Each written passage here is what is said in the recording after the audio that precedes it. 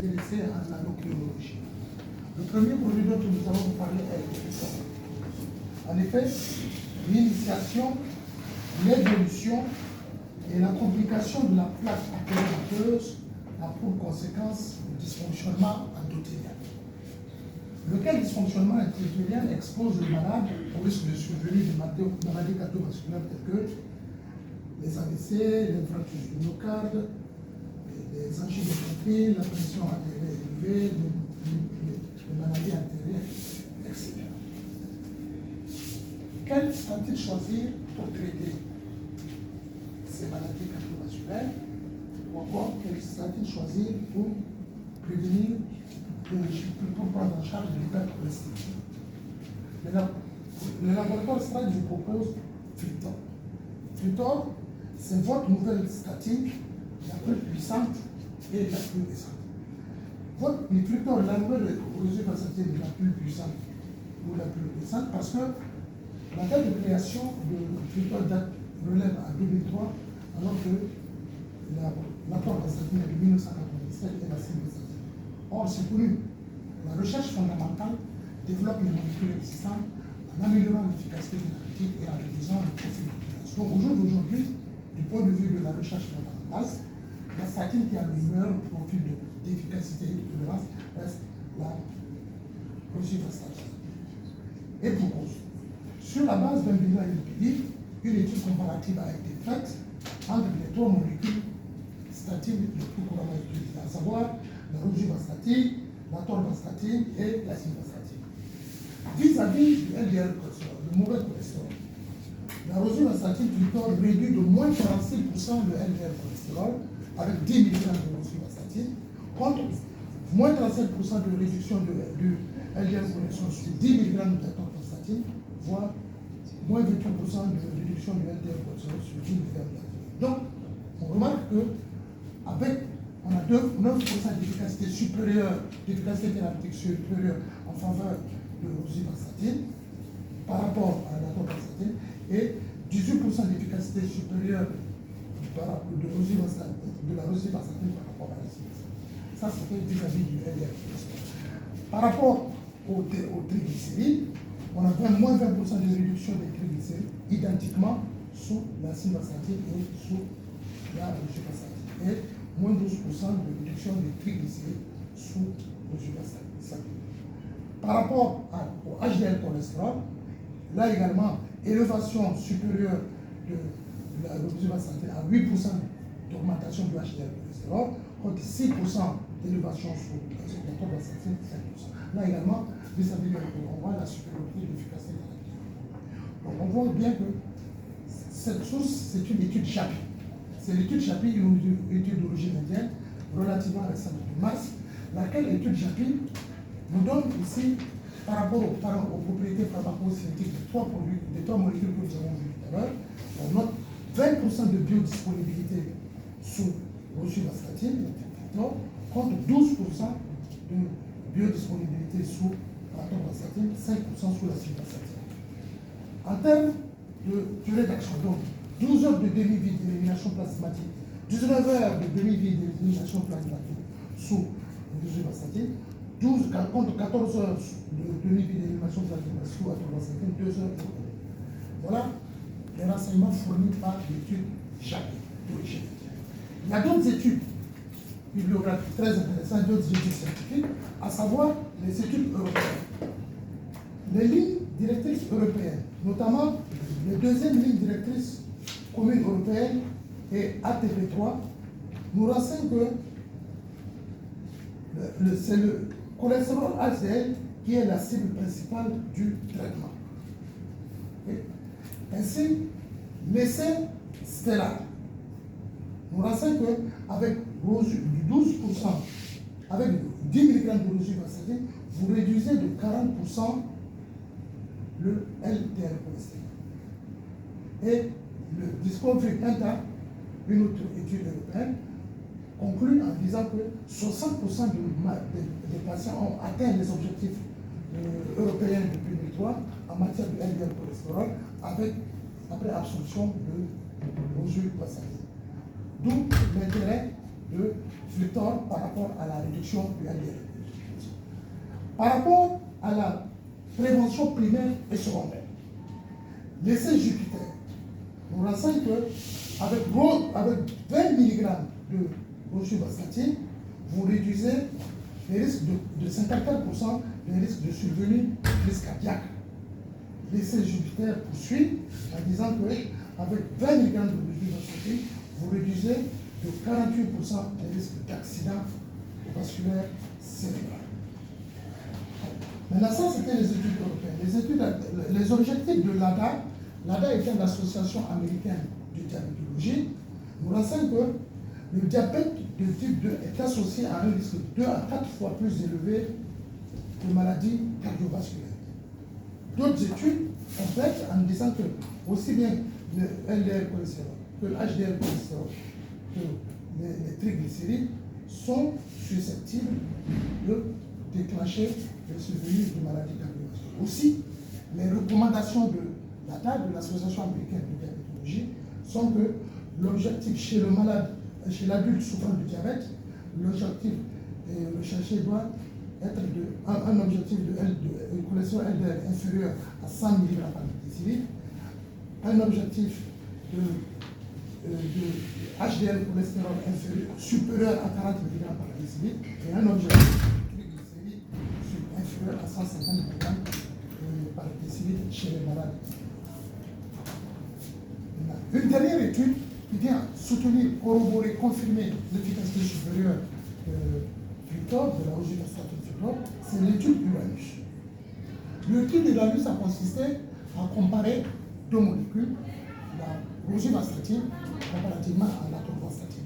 C'est une étude randomisée en double aveugle, en ce sens que c'est une étude d'autant plus fiable qu'elle est randomisée en double aveugle. Randomisée parce que le choix des malades, la sélection des malades s'est faite au hasard, le choix des opérateurs du personnel soignant a été fait au hasard, en double aveugle, c'est-à-dire que ni le malade, ni l'opérateur, le médecin ne sait qu'il était soumis à un test. Donc, test, on ne peut plus faire. Alors, que l'on prenne aussi bien la cible, l'échantillon de malades sous rosuvastatin ou l'échantillon de malades sous rosuvastatin, quel résultat on a obtenu? La rosuvastatin a considérablement réduit les niveaux de LDL cholestérol par rapport à l'atorvastatin. D'où encore confirmation de l'efficacité supérieure de rosuvastatin par l'étude Uranus. Alors, mécanisme d'action de fructose. La rosuvastatin est un inhibiteur sélectif de la compétitivité de la HMG. Donc, essentiellement, le fructose agit au niveau du foie en bloquant l'enzyme HMG-CoA réductase. On rappelle les paramètres pharmacocinétiques du produit. La concentration sérique maximale du produit est de 50 un délai rapide d'action. Fort taux d'efficacité thérapeutique parce que la biodisponibilité est de 30%. Demi-vie de 20 heures, donc longue durée d'action qui autorise à une prise unique journalière de fructose parce que après un comprimé de fructose, c'est au bout de 20 heures que la moitié de la dose initiale ingérée ont été éliminée, donc il reste l'autre moitié pour 20 heures supplémentaires. Alors, quelles sont les indications de fructose? Claude a indiqué d'une part pour le traitement des hypercholestérolémies, d'autre part pour la prévention des événements cardiovasculaires. Par exemple, Claude indiqué en cas d'hyperlipidémie primaire, dyslipidémie mixte, en cas d'hyperglycémie, en cas de patients ayant des dyspepta d'hypoprotéine, chez les patients ayant une hypercholestérolémie familiale homozygote. Fructose indiqué dans la réduction de l'athérosclérose, dans la réduction de l'infarctus du myocarde, de l'accident cardiovasculaire, chez les patients âgés de 10 à 17 ans et en cas d'hypercholestérolémie familiale homozygote. Posologie simple, elle aussi entre 5 mg à 10 mg de fructose par jour, administré à tout moment de la journée, pendant ou en dehors de repas. Vous voyez, un comprimé, une prise par jour, soit de fructose 5 mg, soit de 10 mg de fructose 10 mg en l'absence de toute contrainte, à n'importe quel moment de la journée, pendant un mois. Avec une plage posologique intéressante qui prouve toute la souplesse d'utilisation du produit, 5 à 40 mg une fois par jour de Victor. Remarque, compte tenu de l'augmentation des effets indésirables à la dose de 40 mg à la dose externe, il a la possibilité de fractionner la dose de 40 mg en 2 prises par jour, 20 mg le matin, 20 mg le soir. Voilà, mesdames, mesdemoiselles et messieurs, présenté Victor, qui est disponible dans toutes les pharmacies à des prix défiant toute concurrence, à des prix compétitifs. Victor 5 mg coûte 4 500 francs la boîte de 30 comprimés. Je dis bien la boîte de 30 comprimés, donc en mois de traitement, 4 500 francs la boîte de Victor 5 mg. La boîte de Victor 10 mg coûte 5 700 francs la boîte de 30 comprimés, là également pour un mois de traitement. À ces prix, de 4 500 et de 5 700, Victor est accessible à la plupart des patients. Merci, mesdames et messieurs, pour votre attention. Merci, Hervé, pour ta présentation. Et encore, je vous remercie encore de cet accompagnement. Une question pour une présentation. Une présentation.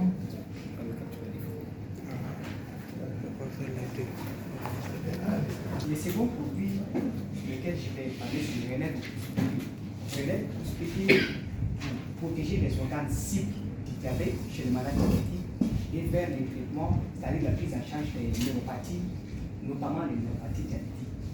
Lesquelles neuropathies sont des lésions nerveuses dégénératives dues à des différents facteurs. Et ces neuropathies sont causées par plusieurs facteurs, notamment les neuropathies du diabète, les médicaments, à la carence en vitamine B12, les compressions nerveuses, les troubles inflammatoires, voire les traumatismes. Alors, ces neuropathies se manifestent cliniquement par des symptômes tels que l'engloutissement, les sensations de brûlure, l'hypersensibilité au toucher, les sensations de picotement, les paresthésies, les fourmillements. Alors, quelle que soit la cause de la neuropathie, nous proposons comme solution Relève Plus PT. Relève Plus PT qui apporte plusieurs avantages thérapeutiques. D'une part, grâce à la benfotiamine 150 mg, Relève Plus PT permet la protection des organes cibles du diabète contre les complications y afférentes. Et la benfotiamine possède une puissante activité anti-inflammatoire qui est négociée à travers l'acide arachidonique pour soulager les douleurs neuropathiques. D'autre part, grâce à la méthylcobalamine 1500 microgrammes, Relève Plus PT permet la régénération, c'est-à-dire la réparation de la gaine de myéline en cas de nerfs blessés ou endommagés dans les neuropathies périphériques. Et c'est ainsi, grâce à la benfotiamine, Relève Plus PT protège les nerfs de la neuropathie diabétique. Relève Plus PT protège les reins de la néphropathie diabétique, les yeux de la rétinopathie diabétique et le corps de la cardiomyopathie diabétique. Toujours, Relève Plus PT, grâce à la méthylcobalamine, il soulage vos patients qui se plaignent des symptômes de neuropathie périphérique tels que le fourmillement. Relève Plus PT soulage les picotements, soulage la paresthésie, soulage les pieds brûlants et l'engloutissement. Toujours dans le cadre des neuropathies, dans la compression nerveuse, les neuropathies dues à la compression nerveuse, Relève Plus PT, grâce à la méthylcobalamine, c'est un régénérateur de la gaine de myéline en cas de nerfs blessés ou endommagés, par exemple dans les PIBC, c'est-à-dire polyarticulolytique inflammatoire qui est myélisante chronique. Une indication là où Relève Plus PT contribue à la formation de la gaine de myéline et protège par conséquent les actions de nerfs périphériques. Relève Plus PT dans les syndromes du canal carpien, il constitue une option de traitement plus efficace et sécurisée. Dans la douleur au niveau du cou, Relève Plus PT soulage la douleur spontanée, l'anodynie, la paresthésie. Dans la lombalgie chronique non spécifique, Relève Plus PT améliore les scores de douleur. Alors, quelles sont les molécules constitutives de Relève Plus PT? Dans chaque gélule de Relève Plus PT, vous avez au total l'association de 7 molécules à synergie d'action. Vous avez comme vitamine, vous avez la benfotiamine 150 mg, qui est la vitamine B1 améliorée. Elle est 5 fois plus biodisponible que la vitamine B1. Ensuite, la benfotiamine, elle régule les métabolismes du glucose chez les malades diabétiques et elle possède une puissante activité anti-inflammatoire pour soulager les douleurs neuropathiques. La deuxième molécule des relèves plus BT, c'est la méthylcobalamine, dosée à 1500 microgrammes. Et la benfotiamine est la forme bioactive de la vitamine B12 pour mieux régénérer la gaine du myéline des nerfs blessés ou endommagés. Vous avez aussi la troisième molécule des relèves plus BT qui est de l'acide folique, la vitamine B9 améliorée, qui agit en synergie d'action avec la méthylcobalamine. Vous avez aussi la quatrième molécule des minocytaux, dosée à 100 mg, la forme améliorée de la vitamine B7, qui est cruciale dans la formation de la gaine du myéline. Et vous avez aussi, à ces 4 vitamines B, s'ajoutent 3 antioxydants. Les antioxydants actuellement leur rôle dans l'organisme, c'est de pallier les radicaux de l'organisme pour ralentir le vieillissement du solide. Vous avez comme antioxydant le polynylphénol dosé à 200 microgrammes, l'antioxydant qui augmente la résistance à l'insuline. Vous avez l'acide alpha-lipoïque 100 mg, l'antioxydant qui améliore le flux sanguin nerveux. Vous avez aussi le dioxyde de sélénium 55 microgrammes, l'antioxydant qui nettoie les radicaux. Donc voilà un cocktail de 7 molécules au total d'ARNF plus BT en synergie d'action pour protéger les organes cibles du diabète et faire la réparation de la gaine des myéline des nerfs précis ou endommagés dans les neuropathies. Et RNF plus BT, une cellule par jour la posologie. Et vous avez 30 cellules dans la boîte, ce qui fait un mois de traitement. Donc voilà donc RNF plus BT si vous avez des objections ou des questions.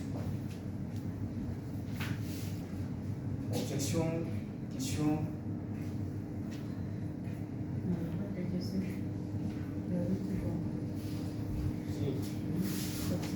Oui. Oui. Je voudrais savoir les effets secondaires sur le foie. Les effets secondaires. Et la deuxième question, Oui, allez-y. est-ce qu'il est indiqué dans les ischémies myocardiques? Dans les. Ischémie myocardique concernant le corps. Ok. Les coronaropathies de façon générale. Alors, dans les effets indésirables, tout d'abord, c'est les troubles généraux. Voilà, on en a évoqué avant de ici. Les troubles généraux et les sous-administration, on a expliqué ici. Dans les affections gastro-intestinales, dans les affections hépatiques, n'est-ce pas? Dans les affections musculo-squelettiques, d'une manière générale, c'est tous les effets indésirables habituellement imputables aux statines, mais en moindre avec un meilleur profil de tolérance. Donc, il faut bien préciser, le traitement a deux buts. Prévenir le risque de survenue des événements cardiovasculaires, comme les années ou lorsque le cholestérol, la plaque aténomateuse installée, contribue à traiter cette plaque aténomateuse et autant que faire se peut la réduire. Voilà le prévention des événements cardiovasculaires et traitement de l'hypertension. Pour revenir de ça, en cas de surposage, parce qu'on n'a pas entendu d'effet secondaire, le surposage est possible à son niveau. Donc en cas de surposage, quels sont les symptômes en cas de surposage? Alors, donc, je réponds à cette question. La première des choses à savoir dans RNF plus BT, ce n'est que des vitamines et des antioxydants. Donc, les vitamines, ça apporte que des bénéfices à l'organisme. Et comme on le dit actuellement, trop de sauce ne regarde pas la viande, trop de viande ne regarde pas la sauce. Un surdosage en vitamine B1 entraîne un syndrome de Korsakoff. Et ici, vous avez la benfotiamine, c'est la vitamine B1 améliorée. Et à forte dose. Et à très forte dose. Si elle est dosée jusqu'à 150 mg. Est-ce que vous avez compris ma question? Parce que vous venez de parler de la vitamine B1. Oui. Alors ici, c'est la vitamine B1 améliorée. Ici, c'est la benfotiamine que vous avez, alors que la vitamine B1, c'est la thiamine. Je voudrais préciser, bon, le surdosage a été évité. Le surdosage est à éviter et le malade devrait s'en tenir à la posologie d'une cellule par jour. Parce qu'au demeurant, la vitamine B1, toutes les vitamines qui sont là-dedans, c'est à de très fortes doses thérapeutiques. Parce qu'a priori, les vitamines a priori n'ont pas d'effet thérapeutique, mais en forte dose, ici dans le cas d'espèce, c'est connu, ça permet d'agir dans le traitement d'un épisode de la neuropathie. Donc le surdosage est à éviter. Mais même si ça survenait, je vais vous penser à une deuxième gélule dans la journée, une troisième gélule dans la journée, sauf que des vitamines. A priori, il n'y a pas d'effet secondaire de la journée. A priori. Et voilà, s'il vous plaît. À moins qu'il y ait Et permettez-moi s'il vous plaît. Oui. Concernant le ptor, est-ce qu'il y a une contre-indication particulière à ces produits? Alors oui, c'est vrai, vous avez raison, je vais dire tout compris. On les a énumérés ici, les contre-indications.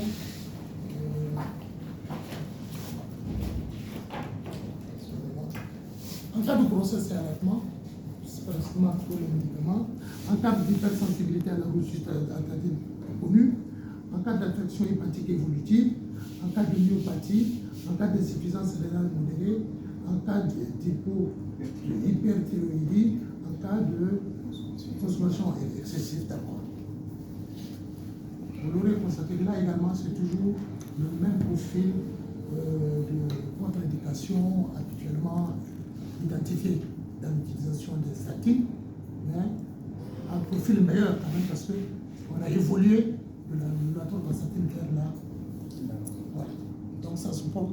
Ici, les contre-indications se posent avec moins d'activité. Mais en cas de contre-indication, on ne doit pas prescrire. Voilà. Comme pour tous les médicaments. Contre-indication absolue. Contre-indication, on ne prescrit pas. Effet indésirable, on prescrit, c'est pas. La prescription n'est pas interdite, mais on prévient sur les risques possibles survenus de ces effets. Voilà. Merci.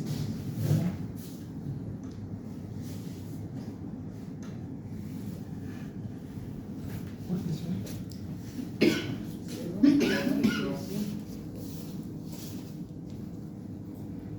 Je vais vous poser une question. La DCI, c'est quoi? La DCI des Victor.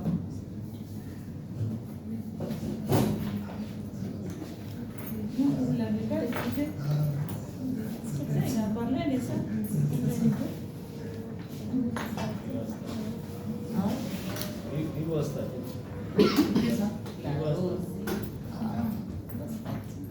La rosuvastatine. La DCI de plutôt c'est la rosuvastatine. R-O-S-U-T-A-D-I-N-E. De la famille des statines. DCI, deux vocations. Prévenir les risques de survenue des maladies cardiovasculaires causées par la plaque athéromatoseuse, ou lorsque la plaque athéromatoseuse est là, traiter cette plaque athéromatoseuse pour empêcher l'hypercholestérolémie ou le cholestérol de boucher les nerfs, les artères. Donc, retenez DCI rosuvastatine de la famille des statines. Merci.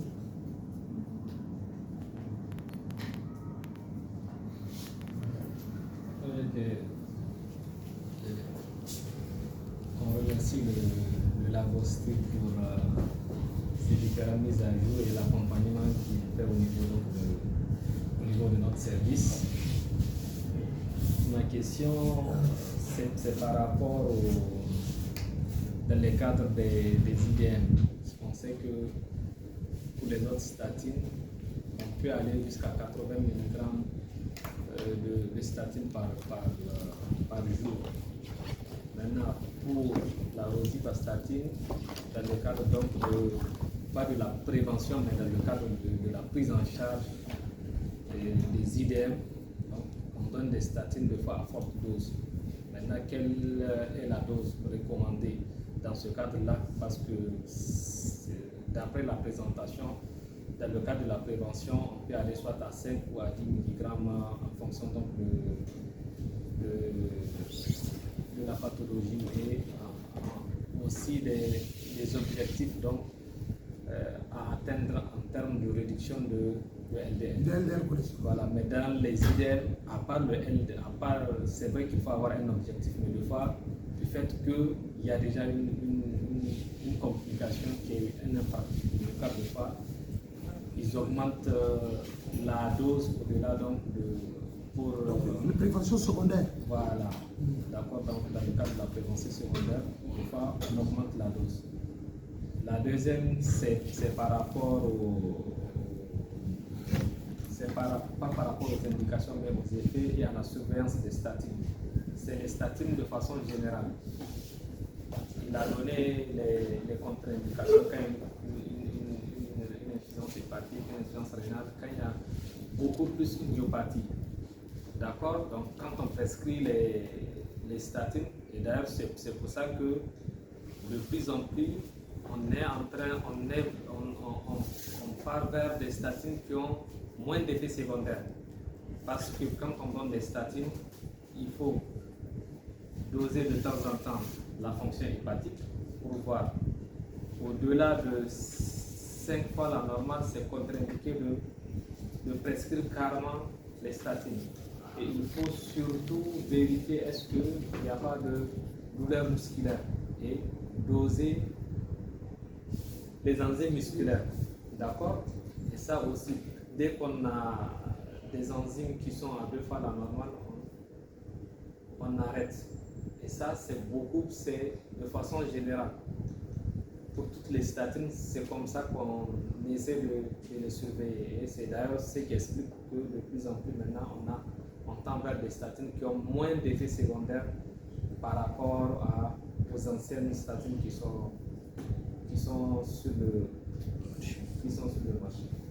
Donc, de temps en temps, quand vous avez des patients qui sont sous statine, ils vous disent qu'ils ont des douleurs musculaires, donc pensez à doser les enzymes musculaires. Donc, c'est quelque chose que j'ai à Merci pour la merci de l'éclairage. Vous nous avez édifié. Merci de nous avoir édifié.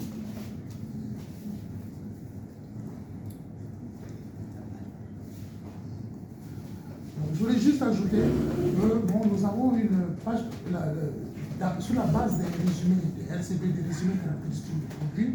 La plage posologique de Flutor vous permet le dossier d'évoluer entre 5 mg jusqu'à 40 mg. Jusqu'à 40, donc c'est la dose maximum. Étant entendu que du fait que la rosuvastatine c'est une molécule plus évoluée que la torvastatine du point de vue de la recherche, efficacité réduite, efficacité accrue pour une posologie réduite. C'est le principe. Efficacité accrue, donc avec un dosage moindre de rosuvastatine, vous obtenez une efficacité thérapeutique équivalente à un dosage autrement plus élevé que la torvastatine, voire la simvastatine. Voilà. Mais vous pouvez essayer jusqu'à 40 mg, mais pour éviter la multiplication des effets indésirables, la dose de 40 mg sera sûrement répartie en 2 prises. Moitié le matin, 20 mg le matin, 20 mg. Voilà la précision qu'on voulait juste avoir.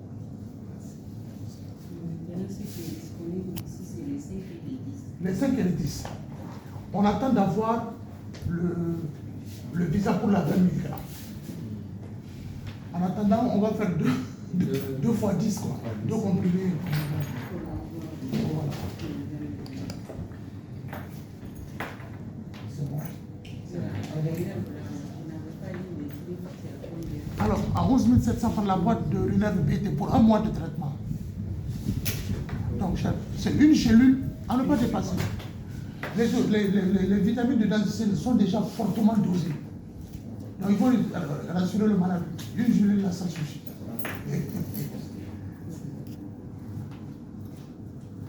Inflammatoire conçu pour combattre l'inflammation. L'inflammation se caractérisant par la rougeur, le gonflement, les sensations de chaleur, les douleurs pulsatiles, voire même l'altération du fonctionnement de l'organe touché. Alors, Melonax, puissant anti-inflammatoire qu'il est, apporte plusieurs bénéfices patients. Un premier bénéfice patient avec le Melonax, c'est un soulagement plus durable. Soulagement plus durable parce qu'il a 20 heures de débit. Donc avec une surprise, vous couvrez les 24 heures. Un deuxième bénéfice patient avec le Melonax, c'est un soulagement plus efficient. Plus efficient parce qu'il offre 90% de biodisponibilité. Comparativement au diclofénac qui a 50% de biodisponibilité ou à l'ibuprofène qui a 10% de biodisponibilité. Un troisième bénéfice patient avec le Melonax, c'est la meilleure tolérance gastrique et cardiovasculaire. Meilleure tolérance gastrique et cardiovasculaire parce que c'est un anticoxydé spécifique. Anticoxydé spécifique, cela voudra dire que le Melonax n'a aucune affinité sur la COX-1 qui est principalement responsable des effets néfastes sur l'estomac, les reins, l'adénolum et autres, c'est donc on incrimine les AINS classiques. Le Melonax est un inhibiteur sélectif de la COX-2 qui représente le site de l'inflammation, d'où la meilleure tolérance gastrique et cardiovasculaire. Melonax offre un quatrième bénéfice patient qui est une meilleure observance du traitement plus facile à respecter. Pourquoi? Parce que c'est un dosage, c'est un seul comprimé par jour, une seule prise par jour. Vous disposez de deux dosages, le 15 mg et le 7,5 mg. Le 15 mg, principalement indiqué dans la douleur aiguë, et le 7,5 mg indiqué dans les douleurs chroniques. Le Melonax, il est indiqué en cas d'ostéoarthrose, en cas de douleur dentaire, en cas de lombalgie. Melonax en cas d'arthrite rhumatoïde, Melonax dans les douleurs post-opératoires, Melonax dans les spondylarthrites ankylosantes, Melonax dans les douleurs dans les dysménorrhées primaires, voire même dans les douleurs phase ménopause. Posologie, comme je viens de le dire, un seul comprimé par jour. Melonax 15 mg au prix de 5200 francs la boîte de 10 comprimés et le Melonax 7,5 mg au prix de 3900 francs la boîte de 10 comprimés pour couvrir 10 jours de traitement. Après le Melonax, je m'en vais vous donner un deuxième antalgique tout aussi efficace, le Strimol Extra. Le Strimol Extra, c'est un antalgique d'action centrale de premier palier. À savoir, le Strimol Extra, c'est le fruit de l'association de acétaminophène 500 mg plus caféine 30 mg. Le Strimol Extra procure une extrême puissance pour plus le soulagement contre la douleur et la fièvre. Le Strimol Extra, il est indiqué en cas de courbature, fièvre, douleur dentaire, maux de tête et migraine, voire même dysménorrhée primaire. Partout où il s'agit de douleur, prise en charge de la douleur, prescrivez le Strimol Extra. La fièvre aussi, prescrivez le Strimol Extra. Le Strimol Extra développe un triple mécanisme d'action contre la douleur et la fièvre. Le Strimol Extra développe un triple mécanisme d'action contre la douleur et la fièvre. Un premier mécanisme antalgique. Le Strimol Extra se fixe sur la cyclooxygénase COX-3 située au niveau du cerveau. Un deuxième mécanisme antalgique. Le Strimol Extra se fixe sur les récepteurs membranaires A2A de l'adénosine, laquelle adénosine est un neuromodulateur impliqué dans la transmission de la douleur au cerveau. Troisième mécanisme antalgique avec le Strimol Extra. Le Strimol Extra est une substance psychoactive qui se fixe sur les récepteurs centraux du cerveau pour combattre la somnolence et la fatigue. Les caractéristiques pharmacocinétiques du Strimol Extra renseignent. Le Strimol Extra soulage plus rapidement car son délai d'action est de 20 minutes. Le Strimol Extra soulage plus durablement car sa durée d'action totale va jusqu'à 8 heures. Le Strimol Extra apporte un soulagement plus efficient parce que la biodisponibilité est comprise entre 70 à 90% de la dose initiale ingérée. Posologie 1 à 2 comprimés 3 fois par jour. C'est une posologie variante qui peut différer d'un patient à un autre ou de l'intensité de la douleur ressentie par le patient. Dans chaque boîte de Strimol Extra, vous disposez de 20 comprimés au prix de 2080 francs la boîte. Voilà présenté nos deux antalgiques au cas où il y aurait des questions, objections, apports. C'est le moment.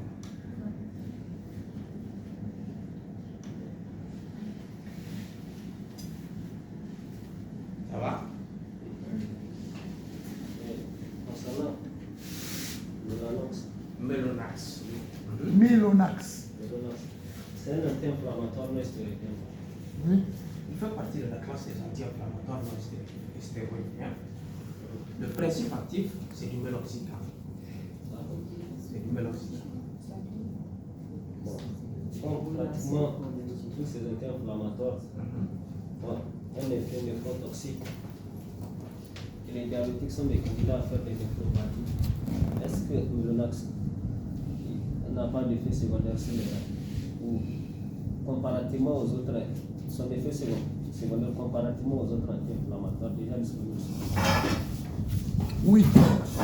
Le Melonax,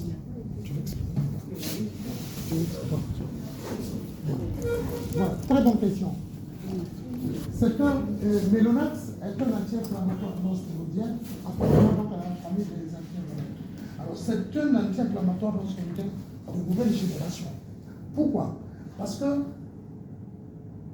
les ANS classiques, dans le processus de l'inflammation, ils agissent, ils inhibent la COX-2 et ils inhibent la COX-2. La COX-2 est un des isoenzymes qui dérive du processus de transformation de synthèse de l'acide arachidonique en prostaglandine. Alors, ils vont se décomposer en 3 isoenzymes. Les diclofénac, ibuprofène, inhibent la COX-1 et la COX-2. En inhibant la COX-2, il y a un soulagement, mais en inhibant la COX-1, il y a les effets délétères, dont le retentissement au niveau rénal, mais également au niveau de l'estomac, ou même au niveau cardiaque. C'est ce que, là encore, la recherche fondamentale a corrigé, on a évolué au sein de la famille des ANS pour aboutir à des molécules comme le Meloxicam, comme le Melonax, qui va avoir une activité anti-COX-2 préférentielle ou sélective, c'est selon. En tout cas, le rapport de la molécule de Meloxicam à la COX-1 est infime. Donc, en conclusion, il y a, avec le Melonax, une efficacité anti-inflammatoire accrue par rapport au cyclohexyrazine et un profil de tolérance nettement mieux toléré par rapport aux ANS. Il n'y a pas de risque zéro, mais enfin, le profil de tolérance est meilleur. C'est une évolution par rapport aux autres. Merci. Merci. c'est bon? Autre question? Donc, on a proposé une collation. Mais c'est nous qui vous remercions.